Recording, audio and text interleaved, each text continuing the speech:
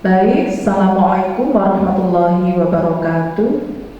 Selamat pagi dan salam sejahtera buat kita semuanya. Mahasiswa Prodi Kebidanan Stikes Akbidyo Yogyakarta, hari ini adalah PKKMB tahun 2020.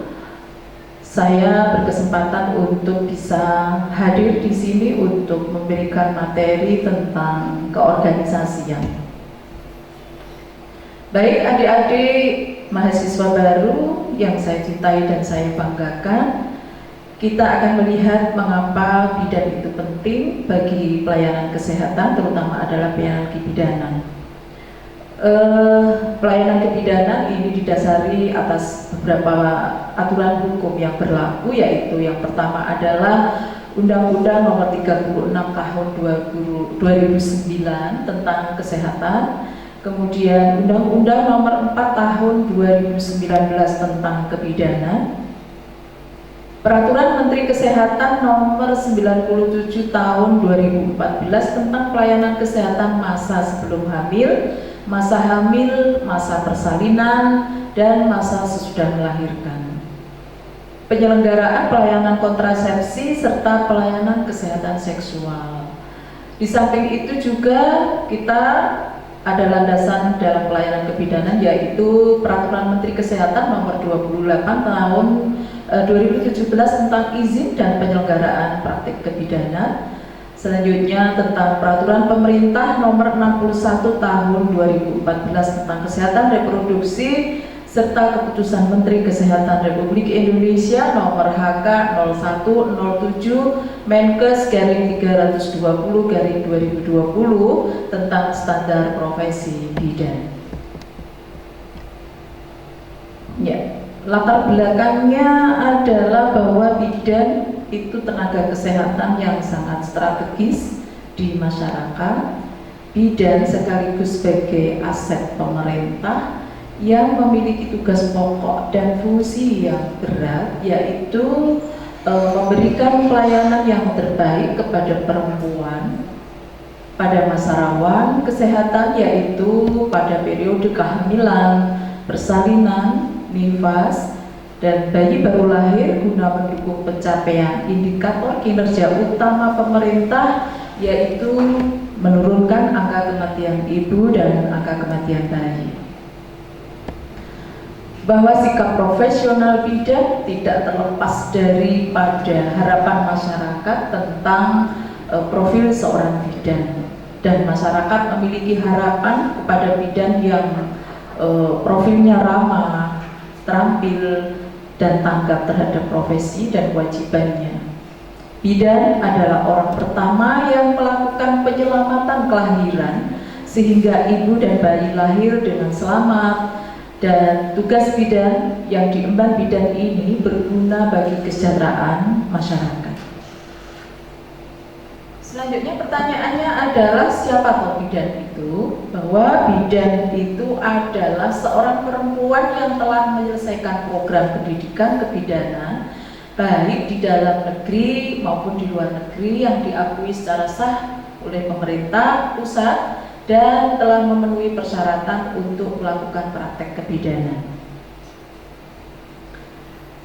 Pendidikan bidan sendiri diatur di dalam Undang-Undang Kebidanan pasal 4, yang dimana bahwa pendidikan kebidanan itu terdiri atas A, pendidikan akademik atau sarjana di situ ya. Jadi kelanjutannya dari sarjana adalah di kelas magister, kemudian lanjut bisa sampai ke doktoral. Selanjutnya ada pendidikan yang namanya adalah pendidikan vokasi kebidanan, di mana di situ adalah pendidikan D3 dan D4. Dan yang terakhir adalah pendidikan profesi, di mana pendidikan profesi ini nanti adalah dari sarjana itu bisa melanjutkan ke kelas profesi 1 tahun, atau dari D3 nanti lanjut ke profesi atau alih jenjang ke S1 kemudian lanjut ke profesi. Ya, selanjutnya teman-teman, adik-adik bidan yang saya sayangi dan saya cintai, bahwa menjadi bidan itu penuh tantangan. Di era globalisasi kita banyak mengalami ataupun menghadapi tantangan yang luar biasa, yang itu terutama adalah di era revolusi, era industri 4.0, bahwa seorang bidan harus tertantang adanya sebuah tantangan bahasa, di mana di dalam bahasa ini mengandung makna bahwa seorang bidan harus mampu berkomunikasi. Nah, berkomunikasi ini tidak hanya terbatas ketika dalam konotasi bahwa bahasa itu harus bahasa asing, tetapi akan lebih bagus apabila seorang bidan memiliki ataupun mempunyai keahlian ataupun bisa berbahasa asing. Nah, untuk kalangan di lokal, kita juga selain walaupun secara internasional memang kita dituntut untuk bisa berbahasa asing, namun komunikasi ini menjadi sangat penting bagi penentu apakah seorang bidan mampu memberikan layanan yang baik kepada masyarakat, terutama adalah kepada kliennya. Di samping itu seorang bidan harus juga melek teknologi, ya. Jadi sekarang ini tantangan teknologi berbasis digital ini sudah menjadi mau tidak mau harus kita hadapi dan harus kita antisipasi dan harus kita bisa menyesuaikan diri. Di samping itu bahwa pendidikan bidan untuk kelas profesi ini juga menjadi tantangan bagi kita semua, terutama pada adik-adik mahasiswa baru, bahwa pendidikan Anda tidak hanya berhenti di sini, bahwa pendidikan Anda nanti akan terus dituntut untuk lanjut ke pendidikan yang lebih tinggi. Kemudian yang terakhir adalah tantangan kompetensi, bahwa kompetensi ini sangat luar biasa. Apabila kita tidak memiliki kompetensi yang baik, yang apabila kita dalam memberikan pelayanan tidak memiliki skill yang cukup, yang sesuai dengan standar, maka kita akan ditinggalkan dan tertinggal. Mari kita lihat apa tugas dan kewenangan bidan, ya. Sesuai dengan PMK 28 tahun 2017 dan Undang-Undang Kebidanan nomor 4 tahun 2019, bahwa tugas dan kewenangan bidan itu ada diantaranya: 1. Tentang pelayanan kesehatan ibu, B.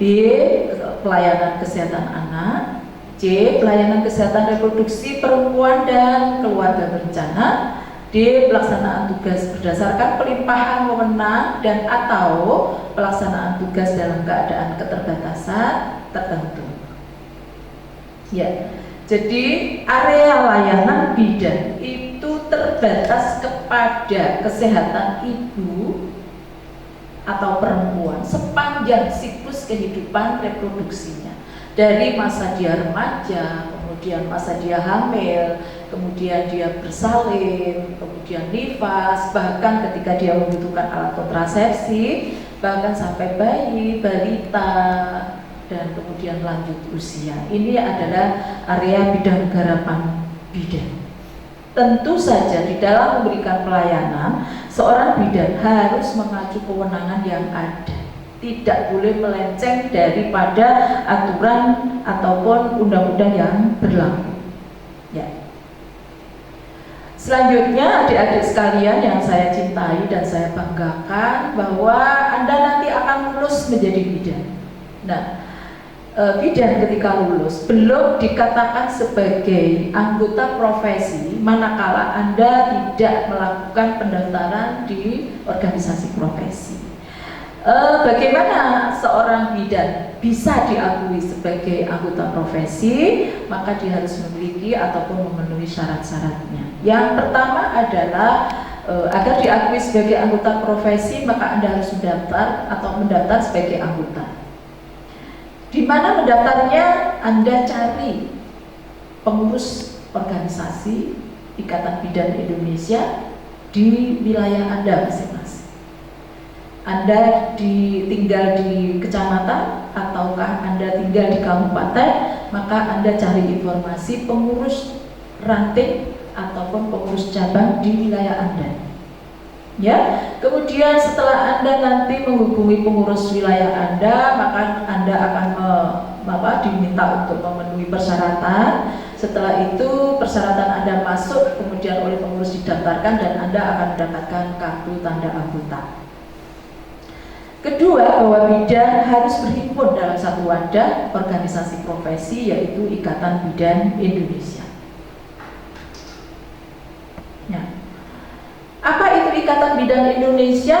Bahwa Ikatan Bidan Indonesia adalah sebuah wadah yang menaungi seluruh anggota bidan di Indonesia, yang tersebar dan terakomodir, terorganisir dari tingkat kecamatan hingga tingkat kabupaten. Di sana tempat Anda untuk menempat diri. Wadah meraih cita-cita Anda dan keinginan luhur Anda dalam hidup. Ya, kemudian dengan memasuki profesi, maka Anda itu merupakan bukti cinta seorang bidan kepada organisasi dan bukti kesungguhan bahwa Anda akan bukti kesungguhan Anda dalam meraih cita-cita besar dalam hidup sebagai bidan. Ya, pada kesempatan ini saya ingin juga sampaikan kepada Anda bahwa ada Ikatan Bidan Indonesia ini memiliki visi, bahwa visi ini adalah visi yang sangat luar biasa yang menjadikan arah bagi bidan dan organisasi profesi untuk mengarahkan ataupun mewadahi anggotanya ya di dalam mewujudkan cita-cita profesi. Visinya adalah menjadikan organisasi profesi yang handal dalam mewujudkan bidan yang profesional berstandar global. Nah, ini tantangan bagi Anda. Mau seperti apakah Anda nantinya ketika lulus menjadi bidan? Anda harus sudah mulai ya memasukkan dalam mindset Anda bahwa menjadi seorang bidan nantinya diharapkan Anda harus memiliki standar yang global. Ya.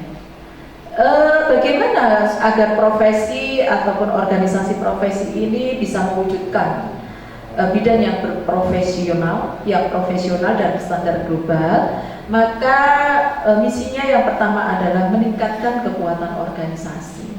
Nah, meningkatkan kekuatan organisasi ini menjadi tugas semuanya, tidak hanya tugas pengurus kebidanan, tetapi juga anggota bidan atau bidan itu sendiri. Meningkatkan peran IBI dalam meningkatkan mutu pendidikan bidan. Jadi, Anda saat ini adalah awal digodong untuk menjadi bidan yang profesional dengan pendidikan yang dikawal terus oleh Ikatan Bidan Indonesia untuk menghasilkan bidan yang berkualitas standar global. C. Meningkatkan peran IBI dalam meningkatkan mutu pelayanan. Jadi, IBI ini juga akan mengawal terus. Nantinya ketika Anda lulus dari pendidikan bidan ini, nanti Anda akan menjadi bidan dan Anda mungkin bekerja di klinik, bisa bekerja di rumah sakit, bisa juga Anda buka praktek mandiri bidan di rumah, atau Anda bisa juga nanti berpartner dengan bidan lain untuk membuka sebuah klinik, gitu ya. Nah, di situ nanti Anda di dalam melaksanakan pelayanan kebidanan terus akan dimonitoring ataupun dievaluasi oleh Ikatan Bidan Indonesia secara periodik, ya, secara periodik nanti dalam pengawasan. Di samping itu Anda juga nanti akan diawasi oleh lintas sektor, tidak hanya Ikatan Bidan Indonesia di dalam pengawasan mutu pelayanan kebidanan Anda. Selanjutnya tugas misi daripada Ikatan Bidan Indonesia adalah meningkatkan kesejahteraan anggota. Ini adalah kaitannya bagaimana anggota bisa sejahtera, tidak hanya sekadar secara finansial, tetapi bidan ini mampu dan sejahtera di dalam hal pengetahuannya.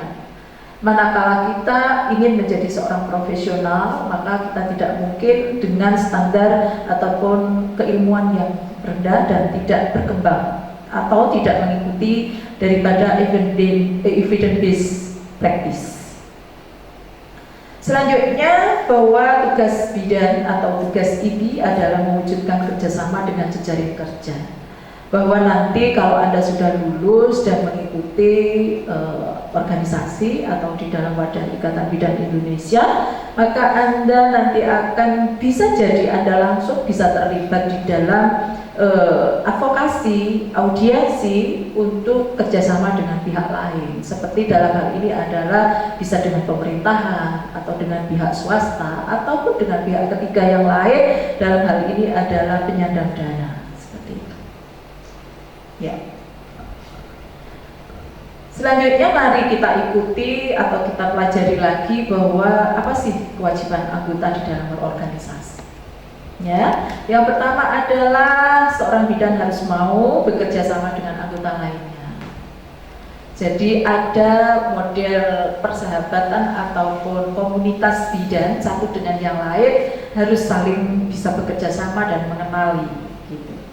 Kemudian B, melaksanakan keputusan yang telah ditetapkan bersama. Jadi sebagai anggota nanti sebagai bidan harus mematuhi aturan dan kebijakan yang diterbitkan ataupun diamanatkan oleh kebijakan dari tingkat yang paling tinggi. Dalam hal ini adalah bisa jadi kepengurusan di tingkat pengurus pusat Ikatan Bidan Indonesia atau pengurus daerah Ikatan Bidan Indonesia atau pengurus cabang dan bahkan sampai yang paling tingkat di tingkat bawah yaitu pengurus ranting.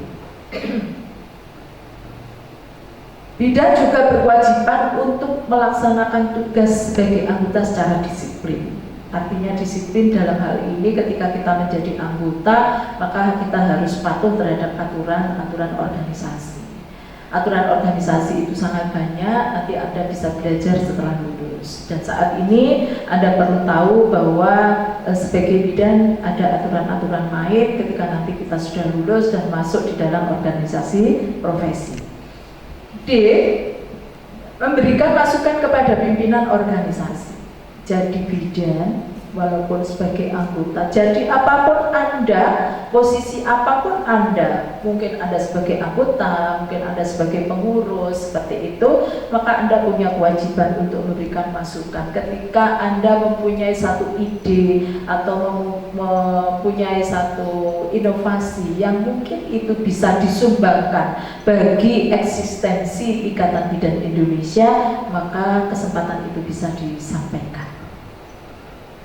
Adik-adik sekalian yang sangat saya cintai, bahwa IBI sebagai organisasi itu diibaratkan sebagai sebuah pohon atau filosofi pohon, ya, di mana pohon ini memiliki daun, memiliki bunga, memiliki batang, memiliki akar dan ranting. Lalu pertanyaannya, siapakah daun, siapakah bunga, siapakah batang, dan siapakah akar dan ranting? Kita semuanya. Jadi semua bidan memiliki kesempatan dan peluang yang sama untuk menjadi daun, untuk menjadi bunga, untuk menjadi batang, dan menjadi ranting. Ya. Fungsi bidan sebagai anggota profesi selanjutnya, jika Anda menjadi batang, maka jadilah batang yang kokoh untuk menopang pohon. Ya, jadi pohon itu harus kokoh. Kalau Anda menjadi batang, maka Anda harus kokoh. Gitu. Apabila Anda menjadi cabang, jadilah cabang yang menggandeng semua ranting dan daun. Gitu ya, ibaratnya. Kalau misalnya Anda sebagai daun, daun itu bisa jadi adalah semua anggota yang ada, itu bisa menjadi daun semuanya. Gitu. Nah, ketika daun ini cantik hijau dan dia bisa menjadi daun yang rimbun, maka organisasi Anda ini akan mampu menjadi satu pohon yang bermanfaat untuk menaungi anggotanya dari situasi yang mungkin saja mengganggu Anda. Contohnya sekarang, jika Anda lulus dari bidan, kemudian Anda bingung mau cari pekerjaan di mana, saya mau harus ngapain, seperti itu. Nah, ketika Anda bingung, Anda boleh datang ke organisasi profesi. Ibu atau siapa yang Anda tanya, yang Anda temui, ibu saya butuh pengalaman kerja, Anda boleh masuk ke organisasi, curhat dengan organisasi, maka di situ Anda akan diberikan jalan keluar, ataupun dicarikan tempat, ataupun mungkin bisa jadi banyak peluang-peluang di sana, ataupun di klinik, ataupun di rumah sakit, atau di praktek mandiri yang bisa membantu Anda untuk mengasah keterampilan Anda di awal profesi Anda. Seperti itu. Ya. Selanjutnya, jika Anda menjadi buah, maka jadilah buah yang manis. Buah yang manis itu seperti apa? Ya buah yang harum, yang merona, yang mungkin masak, seperti itu. Diibaratkan ketika kita menjadi seorang bidan dan Anda adalah sebuah buah, maka buah ini buah yang manis, buah yang bisa dinikmati oleh semua orang. Terutama dalam hal ini adalah Anda sebagai bidan, dengan klien Anda bisa memberikan keterampilan dan kompetensi Anda kepada pasien Anda secara profesional. Maka Anda akan manis dirasakan oleh pasien Anda. Gitu. Nah, lalu bagaimana ketika Anda menjadi bunga? Menjadi bunga, merekahlah yang indah, supaya pohonmu terhiasi dan dikenal orang, supaya nama baik pohonmu itu terjaga. Ibaratnya seorang bidan, Anda menjadi bunganya organisasi. Menjadi bidan seperti apa yang bisa memberi warna yang cantik bagi organisasi. Maka etika profesi adalah acuan. Berpenampilanlah sebagai bidan sesuai dengan harapan masyarakat. Ya, sesuai harapan masyarakat. Memiliki etik, ramah, sopan dan santun, berbudi bahasa, mampu berkomunikasi dengan baik, mampu beradaptasi, mampu beradvokasi kepada pihak yang lebih tinggi, atau dengan teman sejajar, ataupun dengan orang-orang yang lebih tua. Seperti itu harus memiliki tatanan, ya, tatanan santun daripada seorang bidan. Maka nanti Anda akan tampil sebagai bidan yang bisa diandaikan sebuah bunga yang cantik, gitu. Nah, kemudian apabila Anda sebagai akar, memang akar tidak terlihat, ya, dalam sebuah pohon akar itu tidak pernah terlihat. Tetapi akar yang baik adalah akar yang bisa mencengkram secara kuat di tanah demi tegaknya seluruh struktur pohon. Jadi ketika Anda menjadi bidan, kemudian di dalam satu layanan, mungkin di dalam satu tim, tidak mungkin Anda sendiri ketika bekerja dengan tim, Anda sendiri yang dikenal, tidak mungkin. Untuk suksesnya sebuah layanan, apakah pasien kita ini akan selamat atau tidak, sangat tergantung daripada akar-akar ini. Ya, tergantung dari tim ini. Ketika tim ini solid dan tim ini saling bisa bekerja sama dengan baik antara satu dengan yang lain, memberikan satu kinerja yang luar biasa, yang profesional, maka Anda akan menghasilkan pohon ataupun hasil layanan yang luar biasa. Di sini ketika Anda menjadi bidan, maka pasien safety adalah pohon Anda. Ya, tujuan Anda itu. Oke. Bagi adik-adikku yang baru lulus nanti, Anda itu tidak akan dilepas sendiri. Anda akan didampingi oleh senior-senior Anda di mana Anda berada. Maka tugas Anda adalah mendekat kepada senior Anda di mana Anda berada.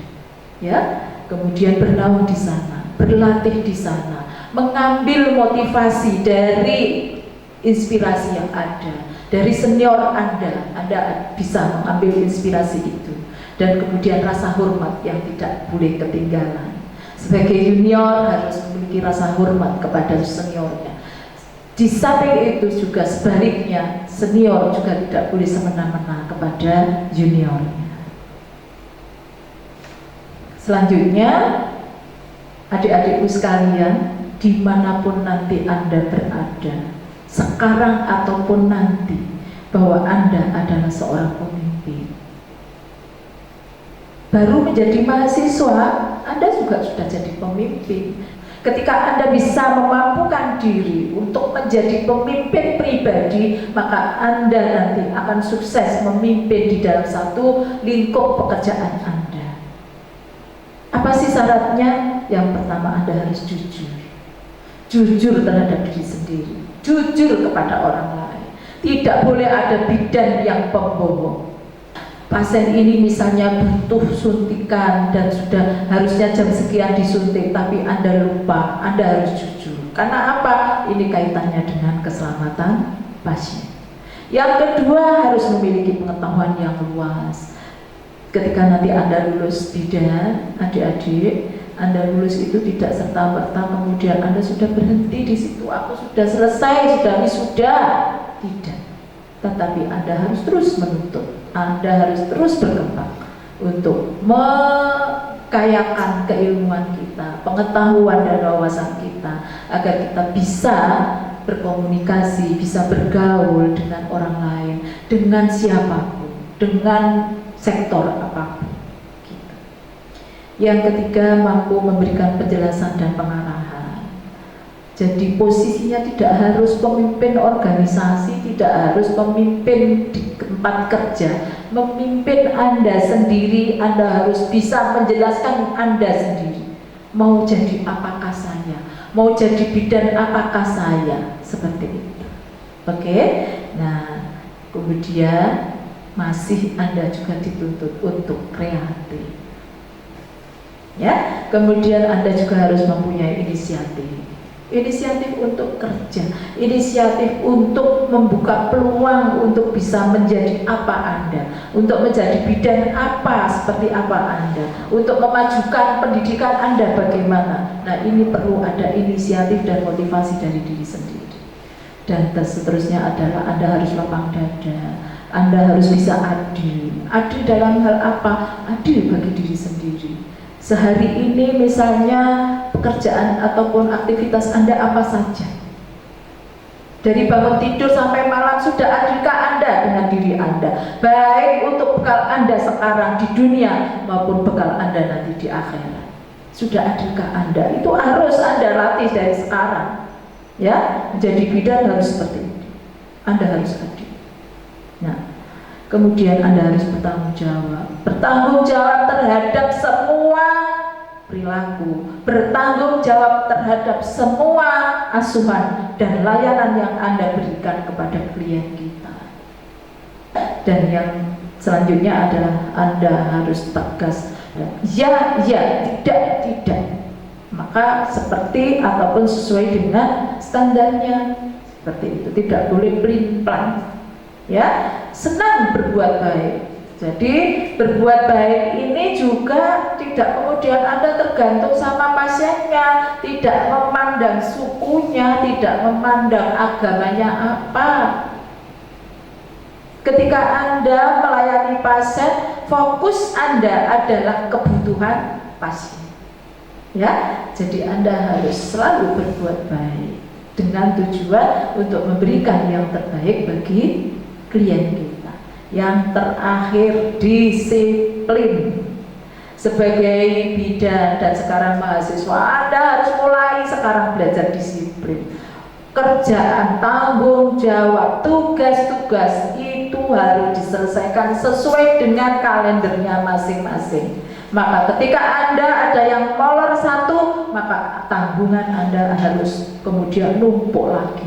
Besok lagi ada tanggungan lagi, tugas nanti misalnya, maka nanti juga Anda akan kemudian numpuk lagi, tugas Anda numpuk lagi. Lah bagaimana Anda bisa menjadi bidan yang sukses nantinya ketika Anda di dalam proses belajar saja Anda sudah malas? Ya, oke. Adik-adikku sekalian, ya, ini sebagai anggota profesi, Anda juga nanti harus mau bekerja sama dengan anggota lain, melaksanakan keputusan, disiplin dan selanjutnya. Jadi ini masih ada sambungannya dengan profil seorang bidan itu bagaimana nanti akan menempel dan dibawa terus ketika Anda menjadi bidan. Gitu. Ada rasa cinta, ya, kebersamaan, nah, sehat berpikir, gitu. Nah, kemudian yang terakhir adalah saya akan memberikan satu rumus, gitu ya. Rumusnya apa? 6C 1L. agar Anda menjadi pribadi yang sukses. Yang pertama adalah charity. Anda harus menjadi orang yang memiliki rasa belas kasih yang tinggi. Anda harus ramah, gitu. Bertemu dengan orang, walaupun Anda tidak kenal dengan orang tersebut, maka Anda tidak boleh acuh tak acuh, karena Anda bertemu dengan siapa, di situ rezeki Anda. Jangan khawatir, Anda tidak akan rendah, ya, tidak akan rendah.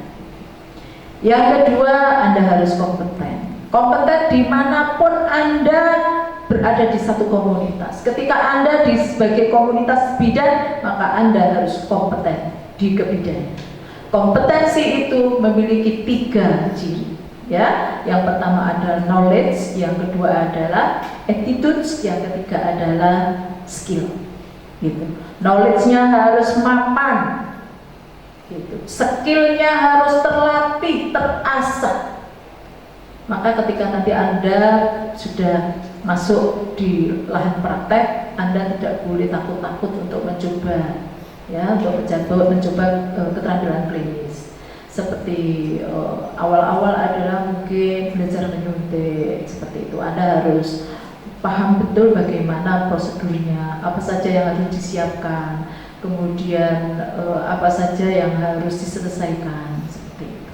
Anda harus kontinu dimanapun.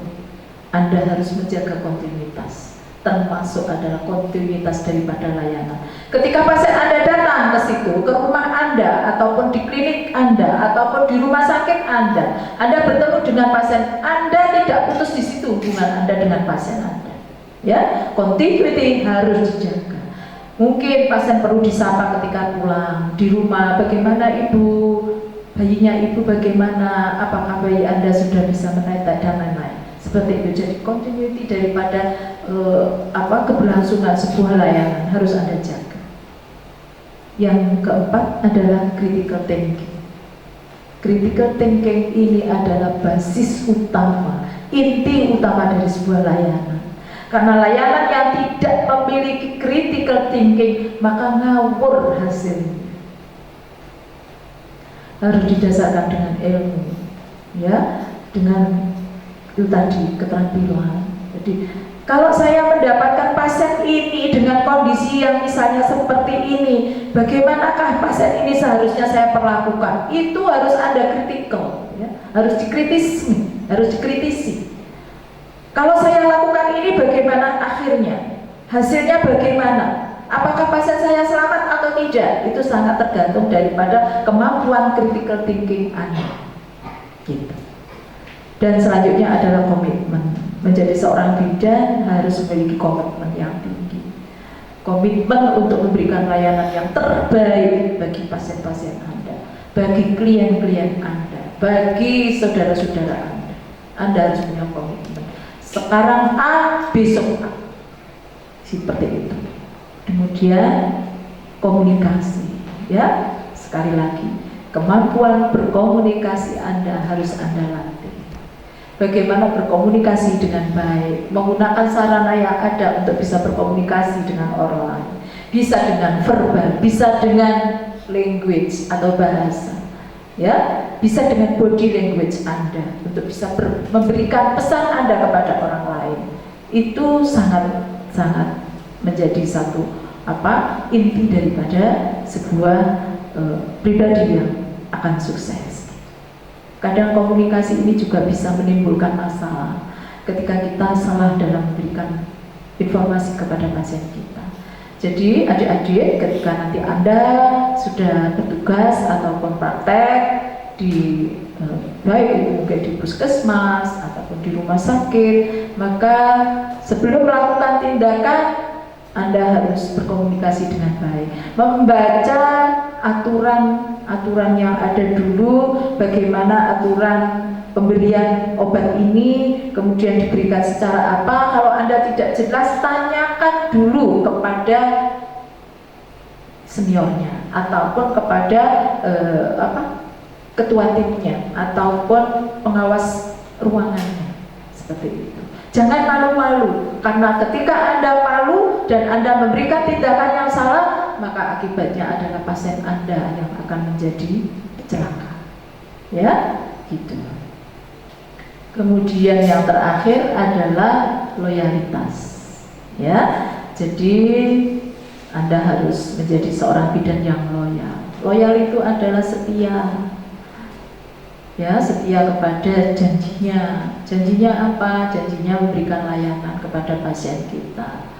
Kemudian kalau ada pasien yang butuh perhatian Anda, butuh bantuan Anda, ya Anda harus setia. Anda kan sudah berkomitmen ingin menjadi bidan, maka ketika sudah jadi bidan, ya Anda harus memiliki komitmen yang tinggi. Tidak boleh Anda kemudian terus, males, ya itu. Nanti-nanti saja, Bu saya butuh ini, nanti-nanti saja, nggak bisa. Karena menjadi bidan harus setia kepada pasiennya. Ya, tujuan utama dari layanan yang kita berikan kepada pasien kita dari rumus-rumus 6C1L tadi adalah semua adalah demi keamanan dan keselamatan pasien kita, juga bagi kesuksesan diri Anda sebagai bidan di masa yang akan datang. Gitu.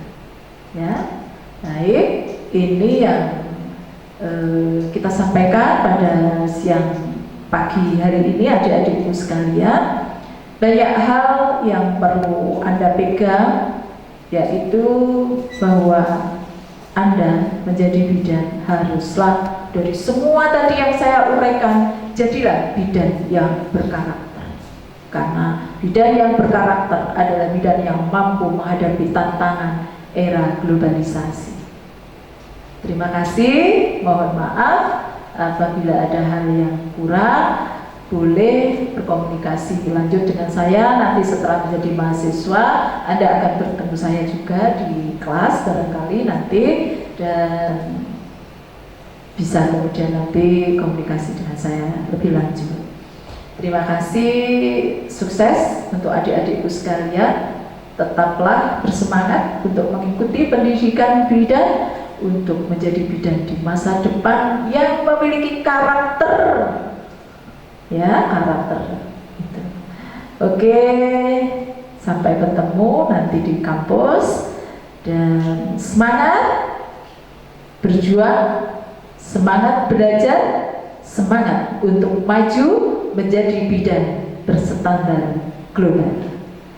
Assalamualaikum warahmatullahi wabarakatuh.